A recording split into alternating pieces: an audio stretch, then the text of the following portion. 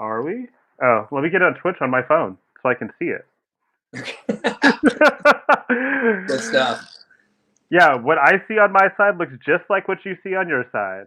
How's it going, man? That's pretty good, man. How are you? I feel like I haven't seen you in like 10 Years? years. It's Yeah. been that long. It's got to be. So I think actually the last time I saw you was when you played for Mad Men in San Francisco. I don't even know what year that was. I remember the venue name was Sloan Square, but I don't remember what year that was. It was my my son wasn't born yet. It was Okay, there 2000. you go. It was 2012. Oh my gosh. Feels like a Yeah, lifetime ago. it was 2012. You were still playing the break beats, The break beats, the yes. break beats. We were decidedly younger, Oh and man. I prefer and the term seasoned. I feel yes, seasoned now. season, Weathered. yes, right. Weathered is more like it. That's how I feel. But yeah, it was definitely a different time.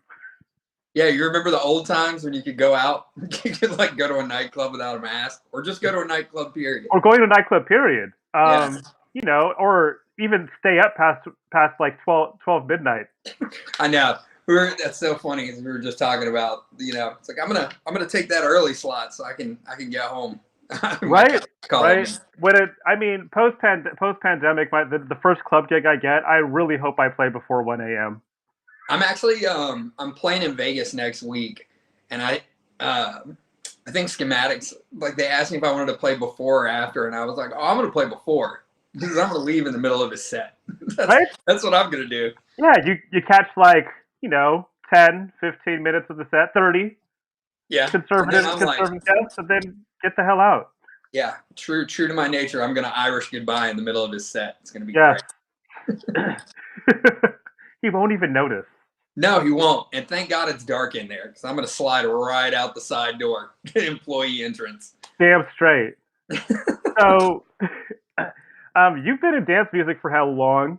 I met you when you were doing breaks back in the big breakbeat re-rub days when we were all insisting that we play electro house, but not as Right, electro house, as breakbeats. right. Um, so what was it that got you into dance music in the first place? How'd you fall in love with dance music? Um, this is gonna sound so cliche, but I was dating this girl at the time, and she had never tried ecstasy, and neither had I. And we were in Boone, North Carolina, and she was like, "I want to do this, but I don't want to do it by myself. Will you do it with me, and we'll go to this party?" And I was like, "I mean, I guess." And yeah, like, it was just an insane experience, and I was like, oh, I get it now. I get why these people are like going to these shows. But it honestly, like, it was never really about that for me. Like, it was the first party I ever went to was like a breakbeat event, and Interesting.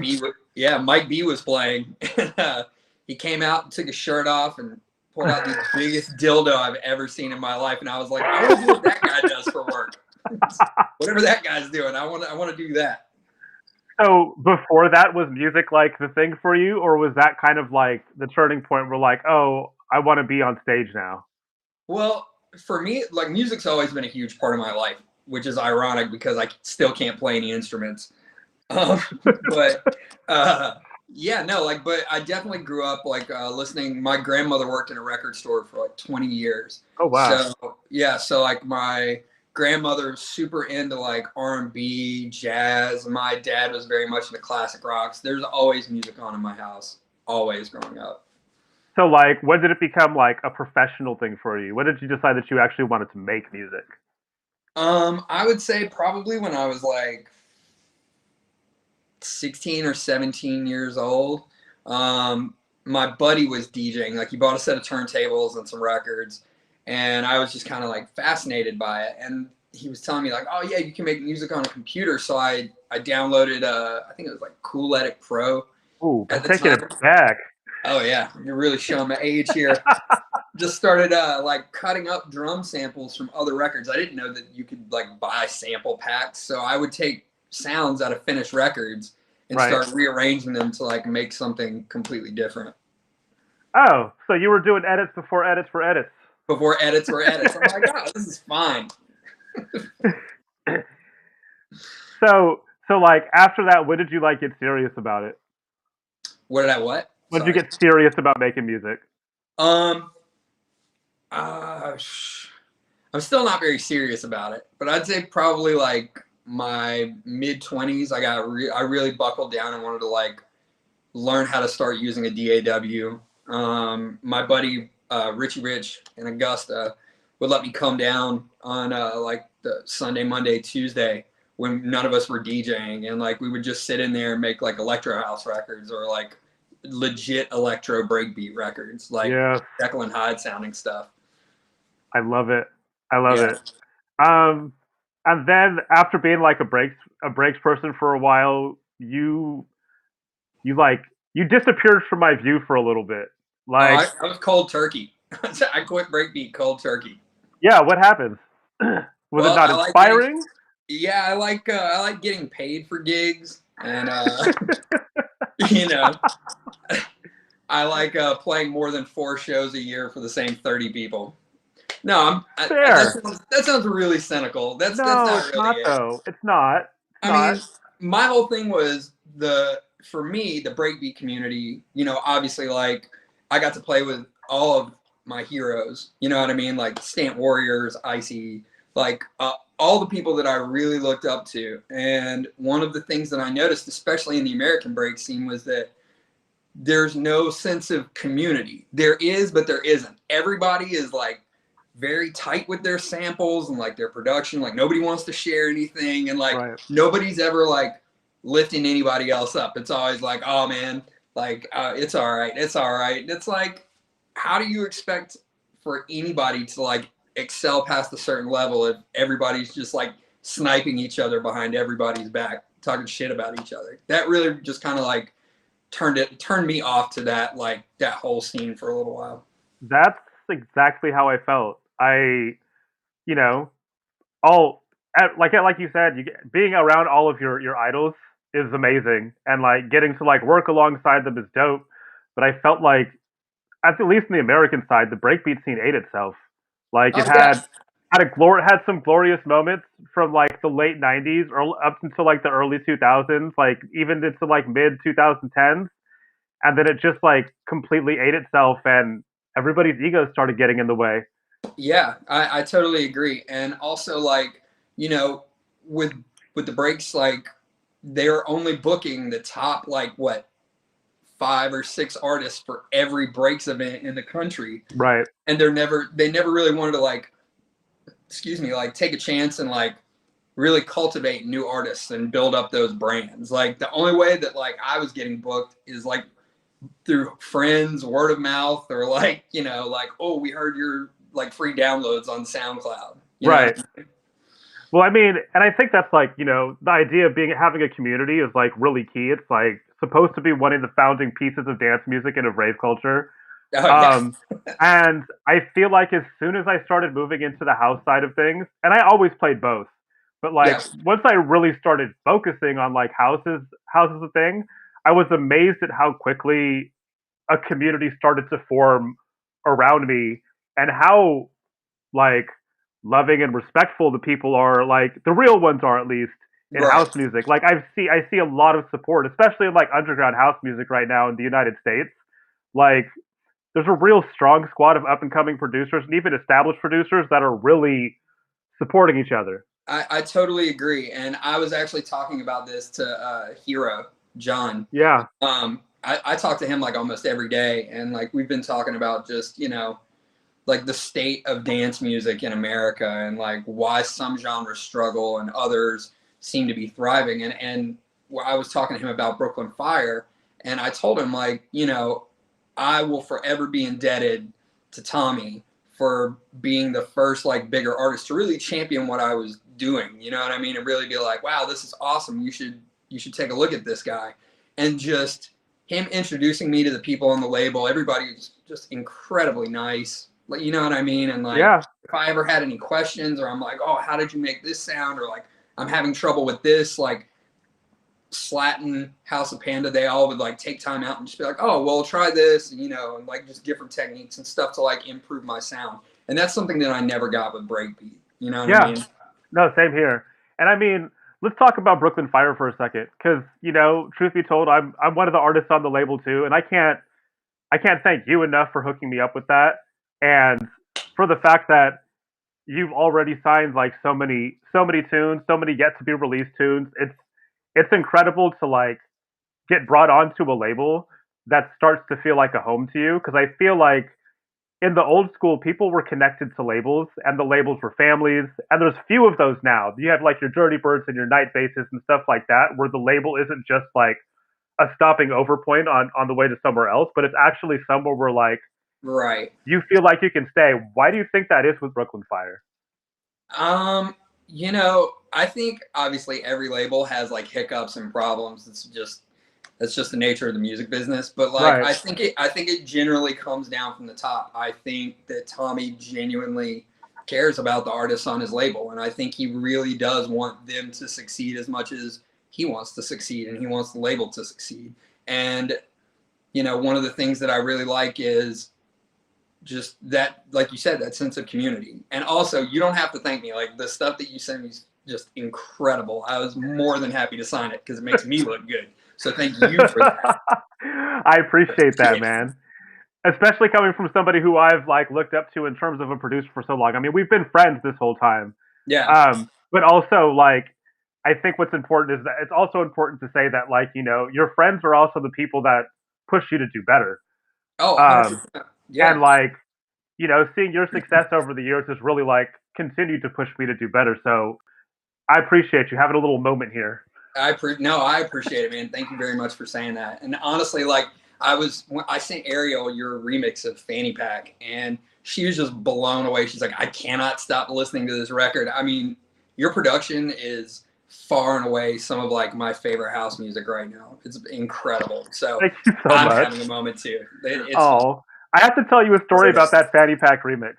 So nobody in chat's heard this yet, but I took like a huge chance and went off in left field on that remix, uh, and I still used a lot of the elements of the original, but I definitely like I went weird on that one, and I had fun doing it. And dude, those are the best. and everybody who I've played it for, everybody loves it except my engineer, my wife. Oh my god. And it's so funny because every time somebody new says they like it, I'm just like, hey, Christine, come here. I got to tell you something. So and so just said this and this and this about it, and she's like, I know, I'm sorry, but it just kind of speaks to the fact that like you got to believe in what you do so much that it doesn't matter if even the people that are closest to you are be like, this isn't my favorite one. It's like, yeah, it doesn't matter. Doesn't matter. It doesn't matter. Anymore. It's fine. I love this one. I love this one. I'm gonna keep at it. It's so funny because usually when I do a remix, I'm the worst about it because I don't take any elements, like maybe the vocal from the original record Right. will be like the only thing I'll use. So I can totally relate to that. I send it back and they're like, you didn't use any of the song. I'm like, yeah, I used the vocal though. Like, there you go. Right? Hey, that's all that matters is the vocal. But Yeah, I mean, it's recognizable. you sent But me fire stems though. Like that all this weird modular stuff going on. I was just like, yeah, you I want to know can what's funny? fuck The with this. funny part about that record is we were so hyped about it. Like that's Ariel and her girlfriend and me and Tyler doing all of the vocals on that record. Oh, I was And wondering who did it. yeah, Tyler Discal, who runs Groovy Bone. I Me love and him him. me and him are doing the whispers on the record, like Fanny Pack. That's me and Tyler. But we put that record out and we were so hyped about it, and like Black Caviar really loved it. They pushed it super hard, and a couple other guys, and it did fuck all on like every streaming service. Beatport, it just the numbers were terrible, and we were like, man, we really missed the mark on that one. Like, and everybody loves it when we go play. Like, well, back in the day when we used to go play, Right. people would always ask to hear that one. But like, it just something happened. There was just like not a connect between like what people want like on a dance floor versus streaming, or So that record's like, it's got a special place in my heart because I love it, and I think nobody else does. So I'm glad that you wanted to remix it. It made me happy. I mean, I played it a lot before the pandemic too, and everybody always loves that one. But that's the funny thing about dance music, especially now. It's just so fickle. and you got Oh streaming yeah, services, and streaming services could not be any less of an indication of what's popping off on the dance floor sometimes. that is Like, so true. Yeah, I see some, there's guys that are pulling 4 or 5 million streams, but they couldn't fill up, they couldn't sell 25 tickets. But right. it's because they're dope in the studio, but maybe that just doesn't translate to like actually rocking a dance floor. And just like boy, this is just Dan said in the chat. Headphone listening versus what works in the dance floor. Not Yep. everything that sounds good in the headphones is going to sound good on the dance floor, and it doesn't mean you can rock a party either. Like there's Right. Very like true. we've come into this time now where there has to be like a DJ and a producer has to be the same thing. Right. And And I remember back in the day, you were either a producer or you were a DJ. You weren't that's it. both. You That's could it. you couldn't do both and be great at both. And now it's like it's just with technology, man. It's become almost like so easy, and everybody can do it. It's to a point now that if you don't, you're literally just getting left behind. Yeah, no, absolutely. It's a strange place we've come to. It's Yeah. such a Also, strange place. you're a promoter, a graphic Science, designer. yes, videographer, a fashion Yeah. designer. Like, Yeah. I mean, I just want to make some beats and play music for people. To be honest with you. Every day I'm like, man, I really just want to like play some music. It's like, okay, but first we need you to do blank blank blank blank blank blank blank, and it's like, man, okay, I'll do it just because I want to play music at the end of it. Exactly, right? So let's talk about that for a second. Like, you moved to LA? Like, how long has it been now? uh I moved here in 2017, the very yeah, Father's Day 2017. And what was behind the move? Like, was it to be closer to the industry at large? No, basically I had a moving truck full of shit, and the place that I was going, I didn't end up going. So my buddy Seraphin was like, "Hey man, why don't you come to LA?" And you're like, "All right, cool." So drive to LA, stay at his house for a couple of days, get a hotel, then go to his house, stay in his guest house for a couple of days because you can't sign a lease in California unless you are physically there. So I Right. couldn't even sign a lease for a place to live, and I didn't want to sign anything without looking at it either. So get a place, and then my friend who encouraged me to move out here was like, "Dude, I just bought a house in Florida," and left like a month later. He was gone. So Wow. yeah, no, I was originally supposed to go to Dallas, Texas. My buddy Derek was opening a nightclub down there in this building called Tower One. It was to be half indoor, half outdoor with a pool, super nice. And I was going to go down there and work for him. And something happened with the venue. They didn't end up doing it. I think the tower actually went into bankruptcy and somebody else bought it because it was going to have like apartment living in the rest of the space. Right. But yeah, so I was just kind of like, well, I don't want to go to Dallas. There's not any fucking thing to do. That just seems dumb. I was like, well, okay. My old roommate from Charlotte lives out here, and my buddy Seraphin's like, let's do it. And I'm like, all right, cool, fuck it. So that's how I ended up here. Do you feel like that like help improve your standing in the industry or help like get you more work being closer to things? Or do It you feel helped. like it really matters? It helped me get more like engineering work for other artists because there's just an abundance of people out here with money who either don't want to write music themselves or need help or so that's nice. But as far as like being beneficial to my career as an artist, I don't think so. I haven't really I never really did the whole like LA's super clicky. Like you Right. have all these like little groups of people that like work within different organizations. And I don't really like do that. I just kind of like vibe with everybody. And For it's like, sure. yeah. So I mean, like the Space Yacht guys are cool. Like I played for them a few times. Rami and Henry are great. But yeah, I just I don't think geographically it's helped me any. But I know that for my bookings, having an LA zip code definitely like to other people booking like artists from other parts of the country are like, ooh, he lives in LA. Like, all right, cool. And they use that as like a selling point, Right. For sure. Well, which I think is hilarious. let's talk about the fact that you actually do other work outside of DJing and producing. I mean, nobody's DJing anymore except on Twitch. At least nobody's getting paid for it. At least. Right. And working on your own music, there's this misconception that producers make globs and globs of money off of streams, but that's just 100% not true. Yeah. How did you fall into doing production work for other people? It started. I did a little bit before I left for LA. But when I got here, I had some friends of mine that I met after I moved here that were like, I just kind of nonchalantly was like, oh, we should work on some tunes, and they liked the way the songs turned out. And then I've had a few people ask me like, and then word of mouth from those people, just like, oh, well, he can help you engineer a record, or he does ghost production. And for a long time I was very like apprehensive about doing that because I put in the time to learn how to do this as a skill. So it kind of feels like it's cheating when you do it for someone else, but at the same time it's like like my thinking has evolved on that, because it's like not everybody has that kind of time, and not everybody is talented in that way. They might be better at marketing themselves, or they might be a better DJ, like we were talking about a few minutes ago. So like, as long as like I get a good vibe from people, and like, like we work well in close proximity to each other. Like Yeah. 6 hours in a room is a long time. Then yeah, I mean, like I don't mind it at all. I actually enjoy it, and it allows me to kind of experiment and do stuff that I never would have done, otherwise. For sure. Do you feel like that? I feel like dance music is kind of a weird space too, because everybody outside of dance music, everybody just understands like the band. The guitar player is not in there like fine tuning the way the guitar sounds and how the kick drum is sitting in the mix.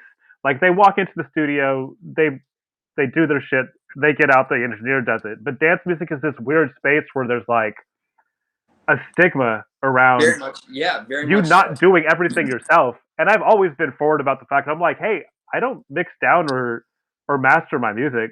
I Yeah, write the nobody does music it alone. yeah, I set it to somebody else. Um, so do you feel like you had to get over that stigma at first to kind of push through and just be, do this do this without question? So I think for me, it was I didn't have any money, and LA is very expensive, and my thinking evolved on it. And then, like after talking to a few people, and like I got a much better understanding of how the music industry works, especially being here in LA, Yeah. and seeing how it really is just a machine, and what you're putting out as a product. And the truth is, nobody actually gives a fuck. Some producers might, but the masses don't give a fuck who's writing your music. David Guetta's not getting any less bookings because he has an engineer. You know what I Oh mean? God, no. I mean, like seriously, who gives a shit what goes on behind the scenes? All that matters is what comes out of the fucking speakers. Exactly. I totally agree. And like I said, getting here and being broke and having to do that, and talking, like being open and talking to people about it, and other people in the music industry, it really it gives you perspective, Yeah. because I was more ignorant to just how the music industry works. And not thinking, I'm thinking about it like it's art, when in Right. actuality it's a commodity to It's a everyone. commodity. Yeah, it's a business. Do you think that so I'm gonna bring up your age for a second here. I'm not gonna tell everybody how old you are, but me and you were definitely like in the midsection of the community. We're not youngsters anymore. Do you feel like having moved to LA at the age that you did made you a little bit more open to like understanding some of this stuff faster? Oh yeah, it's very much like sink or swim out here. Like it's like you either like learn how to figure out what everyone else is doing, or you're gonna be here a very short period of time. So yeah, I mean, I definitely think that I had to adapt a lot faster than I would have if I had stayed in North Carolina, for sure. Somebody in the schematics is in the chat and he's telling us both to stop drinking tequila. Hey, first of all, you drank all mine the last time you were here. Second of all, I'm drinking water. It's the middle of the day. I would never do something like that. I am also drinking water or Pikachu's blood. I'm not sure which. It's gonna go ahead and take another sip of that. Yeah, Delicious. that sounds. I need to get some more water. My assistant took the day off. Oh, that's terrible. No, I mean, what are you paying your staff for, man? That's just crazy. it's just ludicrous. I can't live like this. Its conditions are terrible. So you've been full time in music as a DJ or as a producer or as what have you for a really long time. Prior to that, what was the worst job that you had as a day job? Oh, hands down, I can answer this all day long. So when I was probably 18 years old, I might have actually been like 17 or 18. And I was trying to like get my shit together as a young adult. And my dad was encouraging me to just get a regular job, like just for a little while. I decided I was going to be a server at this place called Hams, which is like not even a thing anymore, I don't think. But my last day of training, I had these chicks that were there watching football, and they stayed in my section for like 4 hours, drinking, watching football games all day, and they left me jingle change on the table. And I was like, I make $2.13 an hour, and you guys left me 47 cents. Ouch! Like, fuck this. Oh God! Yeah, so I quit that day. That's good. Good for you, man. I don't understand how they can get away with paying so little to servers and expecting people to tip, because y'all know people don't tip. And then they want to tax the tips, and they wonder why people don't claim stuff that's not on credit cards. Because you can't survive if you don't. Right? Seriously. Yeah. If you didn't tax everything so hard, I wouldn't have to work under the table all the time. Right. Exactly. I mean, like any restaurant that is like doing well, and I'm not saying that all restaurants can do this, but any restaurant that's doing well that pays their servers $2.13 an hour, that's just it's gross. It really is. It's crazy because when I went to Europe, you're not expected to tip there, but it's right, because they pay them a livable wage. They pay them a livable wage, and everybody's like, but it's so much more expensive in Europe to go to a restaurant.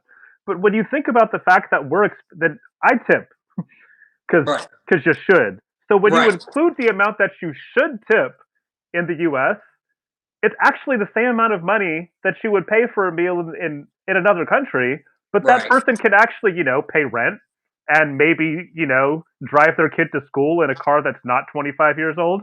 Right. Oh man. So what is your go-to? Are you a 20% guy? I'm a 20% guy. I'm a 20% guy. That's pretty much it. I mean, if it's stellar service, I'll go above that. Yeah. But like I'm always, even if the service is shit, and I always have to remind myself, I'm like, maybe they're having a bad day. Because I have plenty of bad days. Everybody does. 20 is always the baseline. I mean, because you got to understand that they're working their asses off. They got 3-4 tables. They're serving people, which is one of the hardest jobs you could have. 100%. I hate everyone. There's no way. I don't even know what I was thinking trying to do that job.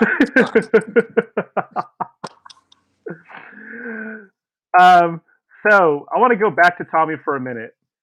How did you meet him, and how did you hook up with the Brooklyn Fire Crew? So the first time I met Tommy was probably around 2011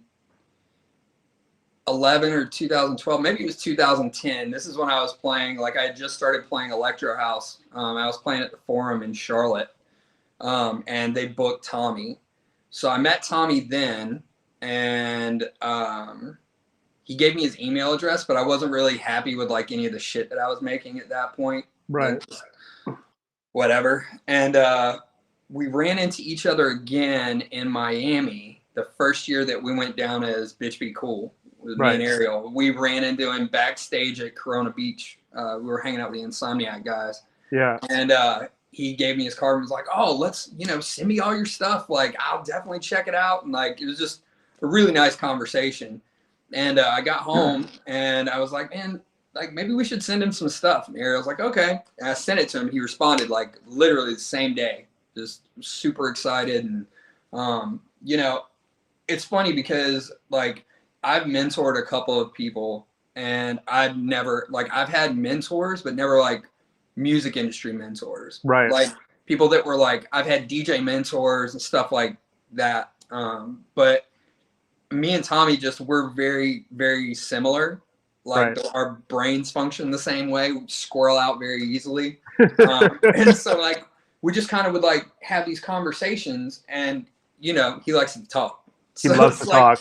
Oh man. So we would be on the phone for like a couple hours and like, we just ended up becoming really good friends. And I mean, it's just really cool So like have someone that is like a decent human being also be a mentor, especially, you know, in the music industry like that.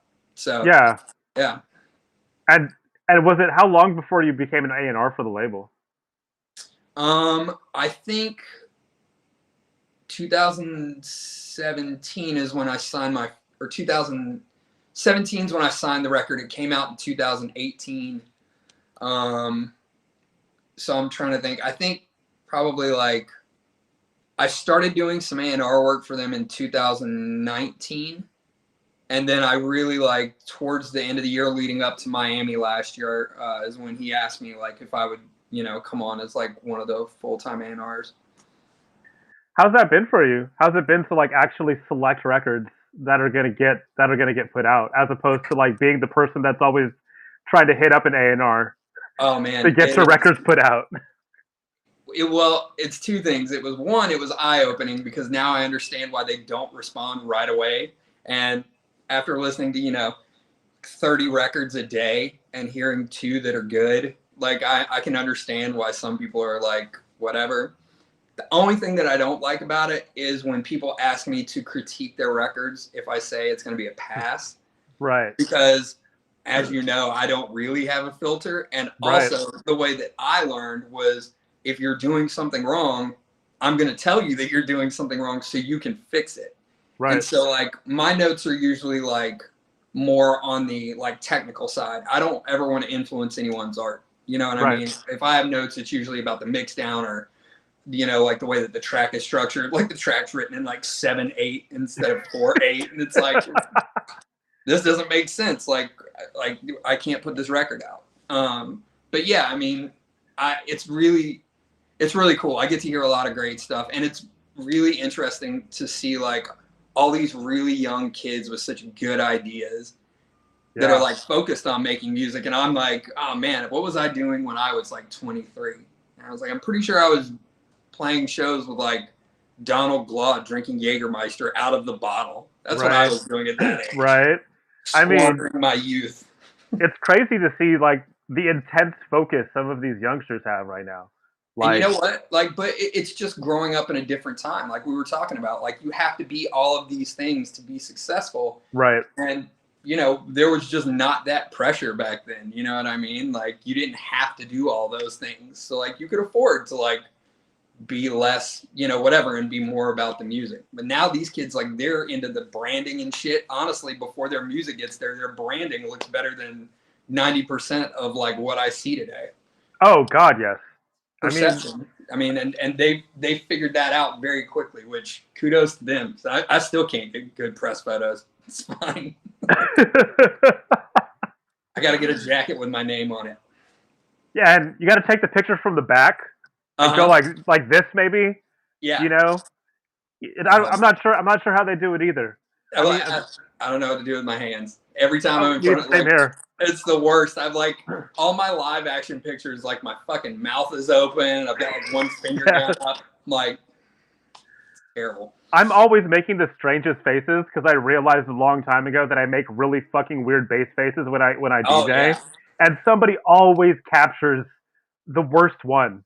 And it's the like. And then they post the picture. Yeah, and it's like you all those pictures. That's the one. That's the one that's like. I saw you. Album. You took 100 pictures in front of me, and you picked the one where I'm like this. It's like, oh wow, all that ecstasy I ate in the early 2000s kicked back in right there at that right one there, moment. that one time. My jaw looks like a Ferris wheel, and you took a picture. That's fantastic. Oh my God. So, on the topic of like having a mentor and being a mentor, what do you feel like the biggest professional lesson that you've learned in your career? Patience. Yeah. Patience. Yeah. Knowing that like nothing is instantaneous, especially in the music industry. And also like paying your dues. Like my buddy Kevin, who was the first person to like book me in Charlotte, and he's now the global talent buyer for SFX. Wow. Yeah, and we have a funny like relationship. Like I was very arrogant when I was young, and I didn't like it when people talked, like it felt like they were talking down to me or attacking me for the way that I would do things or like what I was doing. And so like we would stop talking for a little bit and go at each other and then stop talking. And a few years after, like I guess like 2 years after I moved to LA, he came out for all my friends and was like, "You want to hang out, get dinner?" So we had dinner at SLS, and he was like, "I just wanted to tell you." He's like, "I can tell how much effort you've put in and how much time." He goes, "And they say it takes 10,000 hours to become a master at something." And he goes, "I feel like you're on your way there." He's like, I'm really proud of what you've done." I'm like, that for me was huge. But in hearing that 10,000 hours, and I'm thinking like, I'm probably well over 10,000 hours and I still am learning every day. So patience, like, and put in the time, just put in the time in front of the computer to learn, to do stuff. I mean, they think that's the biggest thing. I feel like a lot of people want immediate gratification because we've grown accustomed to having immediate gratification. We could Amazon Amazon Prime ruined everyone. And Netflix and Oh yeah, Hulu, all of these things where we're just able to just like pull everything up on our phone right away, and it's either there immediately or it's there in 48 hours. Like it's crazy and amazing that we live in a world like that, but it's also sad that people want to, people sometimes don't want to put that work in to get that 10,000 hours. And I mean, no success happens overnight. Even the biggest ones, that's at least 10 years in the making by the time you see something happen. Yeah. And I think too, like putting in that time, when you do achieve degrees of success, whatever those might be, you appreciate them so much more than if you had taken the shortcut. Like I am a realist. Like I know at no point is Tiesto going to hoist me up onto his shoulders and give me like, one of those rides out onto the stage at EDC. I know the only way that I'm going to get on that stage is like to buckle down and like keep doing what I'm doing. So yeah, patience for sure. So yeah. That's good advice for anybody listening right now, anybody watching, that believe in yourself, but know that you got to keep working at it and keep getting at it over and over again, and to celebrate every small win, like along the way. Absolutely. Like no win is too small. No. Can you guys hear that banging noise? What is that? So every day at this time, the like trash people from the apartment complexes, these giant trash trucks come and they dump the canisters. So I apologize. It sounds like there's gunfire or like, a tank driving through my living room. It's no big deal. I've heard worse. Okay, fantastic. I live in Oakland. It's all good. Dude, Oakland's nice as shit. What are you talking about? It's I love true. it. I actually live in one of the nicer parts of Oakland, but Whole Foods is like 2 blocks away from my house. So I don't even know what I'm complaining for. Oakland's great, and I love going over the Bay Bridge because the view is beautiful coming in, like going back into the city. It's gorgeous. And I got to say, like, if I was going to choose between Oakland and San Francisco, and I've lived in the Bay Area my whole life, I'm always going to choose to live in the East Bay. 1, it's always sunny here. Oh, perfect. There you go. 2, I live close enough to San Francisco without having to live in San Francisco. And 3, people don't shit on my doorstep. There you go. Hey, I wanted to ask too, because I saw that people are leaving San Francisco like in droves from the tech community. That rent prices are falling. Is that affecting you guys? Do you notice more people coming across the bridge to live like in the suburbs? Well, people were already like living here already because they couldn't afford to live in San Francisco, and it drove our rent prices up. So like, for instance, I used to live further out in the suburbs, like maybe like 20 minutes from here south, in between here and San Jose. And the rents there were always cheap, but as more and more people moved to San Francisco, the rent in the Bay Area, just as general, skyrocketed. So in my building, the rent almost doubled. Not for me, it's a rent-controlled building, but like the apartment next door is the exact same layout and was going up until the pandemic for almost twice as much as what we were paying. And then recently, me and my wife have started looking because we want to move. We live in a 1-bedroom. We have an 8-year-old. It's not ideal, but we've been like locked in here because we couldn't move because it was just so ridiculously expensive. And now we can actually think about moving because the rent prices have come down so much that we can move into a bigger place that's affordable now. So it's definitely affected everybody. I'm all for Yeah. people moving out of the Bay Area right now, and also for people being able to just work from home in general. Right. Yeah. And I mean, like, we were talking about being in proximity, like being in LA affecting your career. And I think for sure I've established what I came out here to do. And now I kind of want to explore my options about like places to live. You know what I mean? Like, once things start to kind of relax from the pandemic, so I wouldn't feel weird about moving. I don't even know if I want to like stay in LA long term. Like, I love California. I would love to stay in California. But Right. as far as LA goes, like, it's kind of a shithole. It is. It is. Yeah. Like the weather's okay, but it's a Yeah, but I jungle, mean, like man.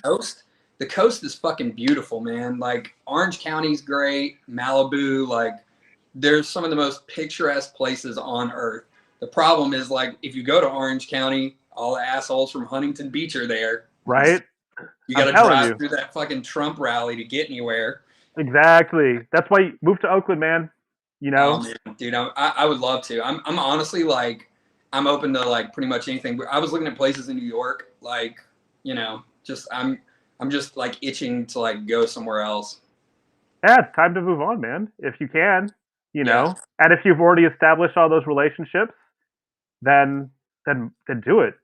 I You know it's know? funny. I keep making jokes with Tommy. I'm like, I guess I'm like I run the West Coast Brooklyn Fire Office. Is that what I'm doing out here? I Just mean, by myself. if you're gonna run the West Coast Brooklyn Fire, you should live in the West Coast Brooklyn, which is Oakland. Which is Oakland, yeah. Oh my God. I'm gonna add that to my list. I'm gonna look at some places on hot pads later. I'm telling you, man, like the places here are great and the food's amazing and it's just as good as San Francisco, if not better. Oh, dude, you had me at food. I'm looking at places in Vegas just because, like, I don't want it to rain all the time. But you said it's always sunny in Oakland, so It is like 300 days out of the year it's sunny here. Like right now, it's a little bit cloudy, but it's gonna stay like 60 all day, and the sun will be out most of the time. Like it's just a little bit cloudy. It's almost never cloudy here. I love it, and there's a beautiful lake down the street from my house. oh, that's awesome. Yeah, it's like super cloudy and rainy here, which it's like the rainy season here is just weird because it'll be like 3 days of torrential downpour and then it doesn't rain for the rest of the year. This year it's been kind of scattered, like spread out. It's just like while we were sitting here talking, the sun went away and it's now cloudy. It's like this makes no sense. See, you could move somewhere else and the weather would still be the same and it wouldn't be LA. Yeah, that's very true. All right, so let's talk about your producer. So there's a bunch of producers in the chat right now. Do you have any like hacks that you use? Like for me, Xfer LFO tool has been like my go-to thing on everything recently Yeah. because you can use it as like it's more than just volume shaping or side chaining. You can use it to like actually construct weird Yeah, sounds. like melodic sounding automation inside Yeah, the automation. exactly. So is there anything like any tips like that that you use on all your records or that you use in all of your production that you could give anybody? Learn how to use multi-band compression. Yes. So like, when I go to like do my mix downs, if it's something, even if it's something like I'm gonna self master, or if I'm gonna send it off and ask for like my self master reference, Right. I always make sure that I bus everything except for the kick drum to a multi-band compressor. Hero's the one that taught me about this, to just kind of like level everything out, get everything solid, and then that way, once you do that, you just put an EQ after that and brick wall off the frequencies you don't want, like Right. Pro 3, and then you can have minimal stuff on your master chain. Just that way you can push it like just a lot louder than if you have like a master chain full of shit. Right. Yes, that's a great tip. I gotta say, taking tips from DJ Hero too. That guy's a machine. Dude, like he is the most competent music producer that I have ever met. Like when I tell you, like he's that dude that literally knows what all the knobs do. Yes, every single one. Every single one, and why it does what it does. And this is the only guy I've seen that could like master and mix down without his ears by looking at the waveform. Yeah, He's like, yeah. I mean, he uses his ears, but like he's like, you know, he's like, you need this analyzer for this, make sure that it looks like this. And like, he's actually got some great tutorials up on YouTube. Any producers in the chat, go check out Solitude Studios, DJ Hero. He's got some great tutorials. I mean, he does like bass music, but that stuff can literally be applied to any genre of music. It makes your mix sounds cleaner, louder, bass is fatter. So Yeah, like that guy's able to get some of the cleanest mix sounds I've ever heard. I mean, and just louder than any other record, like without clipping and distortion. Yes, you know what I mean? without it's loud, but it never sacrifices dynamics. Right. It's the dynamic range is still there. Absolutely. Yes. All right, so I'm gonna do something new today on House Philosophy because I want to mix it up. I'm gonna do a real quick round of rapid fire questions. So basically, what I'm gonna do is I'm gonna ask you an either or question. You have to pick either one quickly, no thinking. Okay. All right, you ready? Yes. All right, let's go. Dogs or cats? Dogs. Tacos or burritos? Tacos. Pho or ramen? Pho. Snow or beach? Beach. Lakes or ocean? Ocean. If you could have one superpower, would you choose flight or invisibility? Invisibility. Massive or serum? Serum. House or techno? House. Carl Cox or Chris Lake? Chris Lake. The Brave or the Club? Club. All right, those are all good answers. I'm gonna go back to some of them And tell me because what I got wrong. no, because I am. I'm gonna say exactly what you got wrong. I'm gonna say right. I'm with you on dogs or cats. I'm a dog person, but I have 2 cats. But I want a dog. Can I ask you a question since you're a cat person? I'm not a cat person. My wife's a cat person. I like dogs. Oh, okay. I was like, all right. I love cats, but I think they're jerks. They're so mean to me all the time. I mean, I'm allergic to them, but like they're always so mean to me, and like emotionally, I just can't take that. I have enough problems. I don't need my cat to be mean to me. You know what I'm saying? Like, cats are the most passive. I mean, they can be incredibly loving, but they're also the most passive aggressive pets that you'll ever have.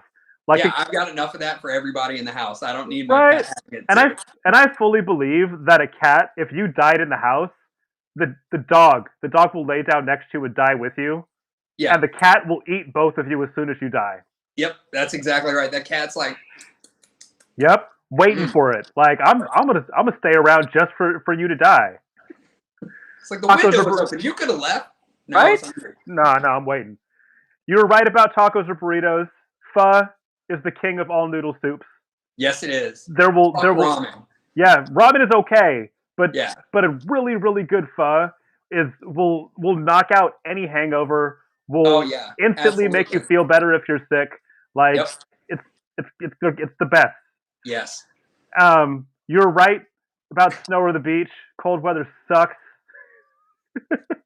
I just miss seasons. That's the only thing I miss about out here. But it's pretty cold today. I think I might wear a little light jacket later. It's as close to snow as I want. That's the closest to the snow you're ever gonna get in LA, man. Yeah. Why would you choose invisibility? What kind of shit are you trying to pull? You really want to know the truth? Yes. I don't like pooping in public restrooms, but I have to do it frequently. So if the door's shut, I don't want anybody looking through the crack, checking me out, doing my business. All right. That's the answer of the year. I mean, I don't need it for anything nefarious. It's just because I'm a shy pooper. There you go. Oh, J1 says we're not friends anymore. Oh, all right. In the chat, I have to respond to this. This is just Dan said Turtle Tower Pho. Turtle Tower is the best pho restaurant you're ever gonna get outside of Vietnam, and I know because I've been to Vietnam. They don't do bean sprouts or cilantro with their pho, but the broth, the chicken broth on their chicken pho is the best I've ever had in my entire life. I used to eat it like twice a week. All right, so when I come up there, we're going, right? Oh yeah, we are definitely going. Oh yeah, I feel like we need to document that. That should be its own episode. Oh no, absolutely. I would definitely bring the camera for that. Like hands down, best pho broth you'll ever have. And they do wide noodles, and they have fresh noodles that they get fresh every single day. Oh man, like the wide rice noodles. Yes. So dope. Oh, it's so good. Like seriously, I can't say enough good things about this place. That's awesome. Yeah, I like where I live in LA. I'm right in between East LA and the Chinese suburbs, so it's like literally just the best mix mash of food around me. It's incredible. Yes, yes. That's where I live in Oakland too. We have Korean, we have Vietnamese, we have American, we have like everything within like a walk of our apartment. Yeah, So same here. Yeah. yes. All right. We're almost about done. I know you're always releasing music. You just released one with Brooklyn Fire recently, right? Yep. System Overload? Yes. Or system failure. That's what System it Failure. Where can people find that? is. Spotify, Beatport, Apple Music. I think there's a buy link on SoundCloud, on the Brooklyn Fire SoundCloud. Yeah, all my stuff is available on all of the major streaming outlets or And Brooklyn you, Fire SoundCloud. and you are at I am on deck on all socials. Yep, that is correct. I just dropped that into the chat. That's I am on deck on all socials. Is there anything else that you want to plug? Uh, oh man, kind of, but not really. I got a new record that I just finished called Waves that I'm super excited about. But it's probably not going to be out until April, so I'm just going to wait. Nice. Very nice. But wait, Yes. if you guys, anybody that's out there, Vegas reopens March 9th. So I'm playing a show at Disco Pussy in Las Vegas on the 20th. I don't even know what today's date is. Is it after the 9th? Today is the 11th. Okay, so Vegas is open. But I'll be there, and it's actually socially distanced, bottle service only. Like, there's not a dance floor, I don't think. So, if you want to party and you're in Vegas, it is responsible. Everybody's separated. There's a mask requirement. So Nice. We have. I'll be the guy up there with the mask on, like awkwardly dancing. We have it. Do that again. Little Tutton there. What was that? There's a spot like that in San Francisco called the Midway. It's a big stage place, but fully socially distanced dancing outside on a street. It's pretty dope. So Oh, that's awesome. Yeah. I'm I always. like that, man. I like outdoor venues. Me Like too. if I can't be in like I like small nightclubs with really Yes. loud sound systems that Yes. are really dark. But if I can't do that, I'd rather be outside. I would too, and I hope like post pandemic, this pushes people to embrace the outdoor venue even more. Because Oh yeah. I played at the Midway a couple of times, and I got to say like it was so nice to be outside, even if it was a little cold, to feel the air on me while you're playing. Yeah. And 'Cause, I mean, at least you're not in a sweat box. right, and to even have like the sun shining a little bit while you're out there, and even if you're at an outdoor venue at night, there's just something about being outdoors that's why everybody likes festivals, right? Yep. Agreed. 100%. I could not agree more. And I do think, like, at least for the foreseeable future, it's going to force these venues to explore outdoor options. Yes. For a And I'm little all bit. for it. I'm here for it. All right, so one more question. We have two choices on who to rate to. It's either Artelon or Subset. Who are we rating to when I give the word? Artelon. Good choice. Good TV homies. I love it. Artelon's dope. Another San Francisco homie. And I would like to thank you for being here. This has been an amazing conversation. Yeah, A lot of fun. Yeah, for sure. And everybody, this has been On Deck. Dope ass producer. Check him out on all socials. I am On Deck. My name is Alex Amaro. I'm here every day, every Thursday at 1 p.m. Pacific, 4 p.m. Eastern. This has been House Philosophy. Hey, Billy, can you go ahead and take that raid? We're going to Artelon. I can't do it from here. Send it. Send it. Send it, Billy. Billy, send it. Send it now. Billy. Send it. Artelon. Send it now. Send it now. Send it now. We're waiting. I'm getting uncomfortable. I've run out of questions. I have nothing else to say. Send it. Yes, Sokyo, send it. The whole Go Block crew is in the chat right now. I love to see it. Rating now. Woo!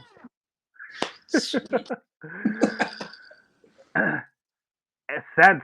All right. We are out. Thank you.